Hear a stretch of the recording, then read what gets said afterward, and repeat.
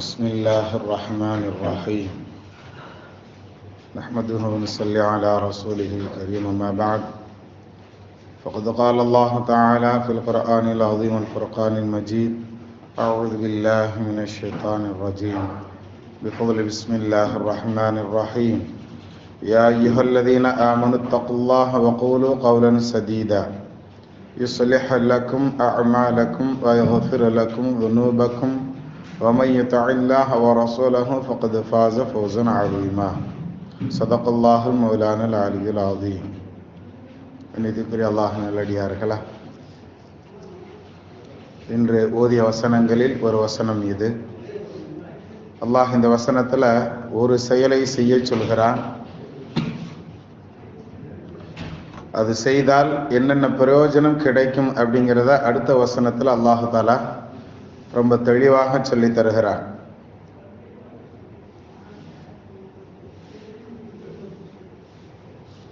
அந்த செய்ய சொல்லக்கூடிய செயல் என்ன அப்படின்னு பார்த்தோம்னா, இது பெரும்பகுதி இந்த ஆயத்தை நிக்காஹனுடைய மஜ்லிஸ்ல என்ன செய்வாங்க, ஹுத்பால ஓதுவாங்க.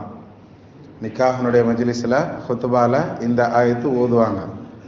ஏன் அப்படிங்கிறதுக்கு உண்டான காரணத்தையும் இன்ஷா அல்லாஹ் முடிந்தால் இன்று நாம் பார்த்து கொள்ளலாம். யா அய்யுஹல்லதீன ஆமனு, ஈமான் கொண்டவர்களே, இத்தகுல்லாஹ், அல்லாஹ்வை நீங்கள் பயந்து கொள்ளுங்கள்.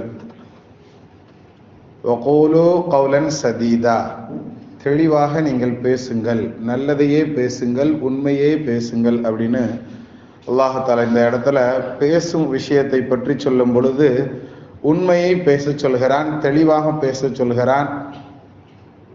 இப்படி உண்மையை நாம பேசணும் அப்படின்னு சொன்னா நம்மளுக்கு என்ன கிடைக்கும் அப்படிங்கிறத அல்லாஹ் அடுத்து சொல்கிறான். இன்று நாம் பேசுதல் அப்படின்னு எடுத்துக்கிட்டோம் அப்படின்னு சொன்னா, நமக்கு சாதகமாக இருந்தா உண்மையை பேசுறது, அப்படித்தானே? நமக்கு பாதகமாக வரும் அப்படின்னு தெரிஞ்சா அந்த இடத்துல மறைச்சு பேசுறது. ஒரு வியாபாரம் செய்கிறோம் அப்படின்னு சொன்னா அதுல எப்படியாவது தள்ளி விட்டுறணும் அப்படின்னு சொல்லி நினைக்கக்கூடிய அது போன்ற வியாபாரங்கள், மறைத்தல் அப்படிங்கிறது எவ்வளவோ இருக்குது. இப்ப நமக்கு பாதகம் அப்படின்னு சொன்னா நம்ம அந்த இடத்துல என்ன செய்யறது, மறைக்கிறது. இது மாதிரி என்ன, நம்மளுக்கு சாதக பாதகங்களை நாம் கவனித்து நாம் என்ன செஞ்சுக்கிட்டு இருக்கிறோம், நம்மளுடைய பேச்சுக்களில் செயல்களில் உண்மையை நாம் என்ன செய்யறது இல்லை அப்படிங்கிறதுனாலயோ என்னவோ தெரியல, அல்லாஹ் தெளிவாக சொல்கிறான், உங்களுடைய வாழ்க்கையில் நீங்கள் உண்மையை பேசுங்கள், அதுவும் கௌலன் சதீதா, ரொம்ப தெளிவாக போல்டா பேசுங்க அப்படின்னு சொல்லி அல்லாஹ் சொல்லி தருகிறான். கண்ணியத்திற்குரியவர்களை, இது வாழ்க்கைக்கு ரொம்ப தேவையான விஷயம். மனைவியிட்ட எதையும் மறைக்க கூடாது அப்படிங்கிறதாக கூட இந்த வசனத்துல இருந்து சொல்லுவாங்க. அதே மாதிரி மனைவியும் கணவரிடத்துல எதையும் மறைக்க கூடாது அப்படிங்கிறதுனாலயோ என்னவோ தெரியல, நிக்காஹனுடைய மஜ்லிஸ்ல குறிப்பாக இந்த ஆயத்தை என்ன செய்வாங்க, ஓதி காட்டுவாங்க. உங்களுடைய வாழ்க்கை செழிக்கணும்னா நீங்க எந்த நேரத்திலையும் நீங்க பொய் சொல்லிடாதீங்க, உண்மையோடு வாழுங்கள், உண்மையாகவே பேசுங்கள் அப்படிங்கிற செய்தி அல்லாஹ் நமக்கு சொல்லி தருவது போன்று இந்த ஆயத்தை என்ன செய்வாங்க, அந்த மஜ்லிஸ்ல ஓதி காட்டுவாங்க. சரி, ஹைர். இப்போ உண்மை பேசணும் அப்படின்னா அல்லாஹ் என்ன நமக்கு அதுக்கு கிஃப்டா தர்றான் அப்படிங்கிறத பார்க்கும்போது, யுஸ்லிஹ் லக்கும் அஅமாலக்கும், உங்களுடைய செயல்களை அல்லாஹ் உங்களுக்கு சரியாக்கி தருவான் என்பதாக அல்லாஹ் வாக்குறுதி தர்றான். நம்மளுடைய பேச்சுக்களில் நாம் சரியாக இருந்தால் நம்மளுடைய செயல்களை அல்லாஹ் சரியாக்குவதாக இந்த வசனத்துல அல்லாஹ் உறுதி தருகிறான். கண்ணியத்திற்குரியவர்களை, இப்போ என்னால் அதை செய்ய முடியல, இதை செய்ய முடியல, அதை நிறைவேற்ற முடியல, இதை நிறைவேற்ற முடியல அப்படின்னு சொல்லி நாம் நம்மளுடைய செயல்களை பற்றி கவலைப்படுகிறோம் அப்படின்னு சொன்னா, முதலில் நம்மளுடைய சொற்களை நாம் சரியாக்கி கொண்டோம் அப்படின்னா நம்மளுடைய செயல்களை அல்லாஹ்வே சரியாக்கி தருவதாக இந்த வசனத்துல வாக்குறுதி தருகிறான்.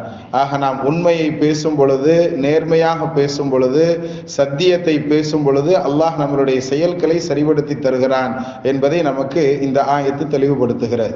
அதனாலதான் சொல்லுவாங்க, நபி ஸல்லல்லாஹு அலைஹி வஸல்லம் அவர்கள் கடன் வாங்கும் பொழுது உண்மையாகவே இந்த கடனை நாம திருப்பி கொடுக்கணுங்கிற எண்ணத்தோட ஒரு மனிதன் வாங்கினா அந்த கடனை திருப்பி கொடுக்கறதுக்கு உண்டான உதவியை அல்லாஹ் பொறுப்பேற்றுக் கொள்கிறான் அப்படின்னு சொல்லி நபி ஸல்லல்லாஹு அலைஹி வஸல்லம் அவர்கள் நமக்கு சொல்லி தர்றாங்க. இப்போ இந்த இடத்துல நமக்கு நல்லா கவனிச்சு பார்த்தோம்னா உண்மை அப்படிங்கிறது நமக்கு நமக்கு என்ன செய்யப்படும், புலப்படும்.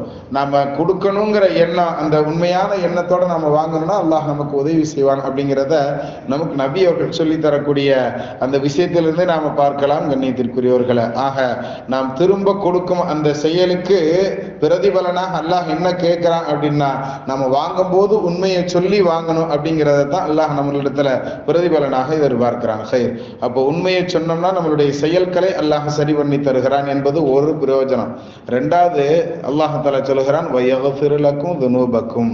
இது ரொம்ப இம்பார்ட்டன்டான ரெண்டாவது செயல். நாம் இந்த மகஃபிரத்தினுடைய 2வது பத்தில் நாம் இருக்கிறோம். அல்லாஹ் நம்மளுடைய பாவங்களை எல்லாம் மன்னிக்கணும் அப்படின்னு நாம் எதிர்பார்க்கிறோம் இல்லையா? அதற்கு ரொம்ப இலகுவான ஒரு விஷயம் இந்த ஆயத்தில் சொல்லி தரப்படுகிறது. உண்மையை பேசுங்கள், நேர்பட பேசுங்கள், பின்னாடி பேசாதீங்க, போல்டா பேசுங்க, சத்தியத்தை பேசுங்க. இப்படி பேசுனீங்கன்னு சொன்னா வயக்ஃபிரு லக்கும் துனூபக்கும், உங்களுடைய பாவங்களை அல்லாஹ் மன்னிக்கிறான். வேற என்ன நமக்கு வேணும்னு சொல்லுங்க? உண்மையை பேசி அரசர்களிடமிருந்து தப்பித்தவர்களும் இருக்கிறார்கள். ஹஜ்ஜாஜ் இப்னு யூசுப் அப்படிங்கிறவர் ரொம்ப கொடுங்கோலான ஒரு ஆட்சியாளர். அவர் ஒரு குற்றத்திற்காக வேண்டி ஒரு கைதியை சிறைபிடித்து வர்றாங்க. அவருடைய பேர் இப்ராஹிம் என்பதாக வரலாற்று ஆசிரியர்கள் குறிப்பிடுறாங்க. அப்ப அந்த நேரத்துல அவர் கேட்கிறாரு, என்னை பத்தி என்ன நினைக்கிற அப்படின்னு சொல்லி. அவர் கொஞ்ச நேரம் மௌனமாக இருந்துட்டு சொல்றாரு, உன்னை பத்தி என்ன நினைக்கிறது, நீ தான் கொடுங்கோல் ஆட்சியாளன் ஆச்ச. தைரியமாக அவர்கிட்ட என்ன செய்யறாரு, நீ இப்படிப்பட்ட ஆள் தான் சொல்லி போட்டு உடைக்கிறார். அப்படி உடைச்சதுனால அவ்வளவுதான், இன்னைக்கு தலை உருள போகுது அப்படின்னு அந்த அரசவையில் இருந்த நபர்கள் எல்லாம் எண்ணும் பொழுது பண முடிப்பை கையில் கொடுத்து அந்த ஹஜ்ஜாஜ் இப்னு யூசுப் அனுப்பி வைத்தாராம். ஏன்னா அவனுடைய நேர்மை எனக்கு பிடிச்சிருந்தது, என் முகத்துக்கு முன்னாடி என்னை தைரியமா சொன்னான் பாத்தியா, அதனால அவனை நான் விட்டுட்டேன் அப்படின்னு சொல்றாங்க. கண்ணியத்திற்குரியவர்களை, அதாவது சில இடங்களில் நாம் போல்டாக பேசுவது, நேர்மையாக நடந்து கொள்வது நமக்கு அது ஒரு நல்ல விதத்தை தான் நமக்கு கற்றுத்தரும். கண்ணியத்திற்குரியவர்கள், அது மாதிரி நமக்கு அல்லாஹ் நமக்கு சொல்லக்கூடிய செய்தி என்னன்னு சொன்னா வயக்ஃபிரு லக்கும் துனூபக்கும், உங்களுடைய பாவங்களை எல்லாம் அல்லாஹ் மன்னிக்கிறான். வேற ஒண்ணுமே நமக்கு தேவையில்லையே, அல்லாஹ்வுடைய மன்னிப்பு மட்டும் இருந்தாலே போதும், நாம ஜன்னத்துக்குள்ள போயிடலாம் அப்படிங்கிறத நாம் இதற்கு முன்னால் உண்டான எத்தனையோ நிகழ்ச்சிகளில் நாம் பார்த்திருக்கிறோம். கண்ணியத்திற்குரியவர்கள், ஆக உண்மையை நாம் சரியான முறையில பேசுறது அப்படிங்கிறத இந்த விஷயத்தை அல்லாஹ் அடுத்து மேற்கோள் காட்டுகிறான். யாரு அல்லாஹ்வுக்கும் அவனுடைய தூதருக்கும் வழிபடுகிறார்களோ, இப்ப மேல சொன்ன இந்த விஷயத்தை எவர் ஃபாலோ பண்ணுகிறார்களோ ஃபகத் ஃபாஸ ஃபௌஸன் அதீமா, இவர்தான் மிகப்பெரிய வெற்றிசாலி அப்படின்னு அல்லாஹ் தஆலா இந்த வசனத்தின் மூலம் சொல்லி தருகிறார். ஆக உண்மை அப்படிங்கக்கூடிய இந்த ஒரு விஷயத்தை நாம எடுத்து நடந்தாலே போதுமானது, நம்மளுடைய வாழ்க்கையில் நாம் மிகப்பெரிய வெற்றியாளர்களாக ஆகலாம் அப்படிங்கிறத இந்த ஒரு ஆயத்து நம்மளுக்கு ரொம்ப தெளிவுபடுத்துகிறது. அல்லாஹ் அமல் செய்து நடக்கக்கூடிய பாக்கியவான்களாக நம்மை பொருந்திக் கொள்வானாக.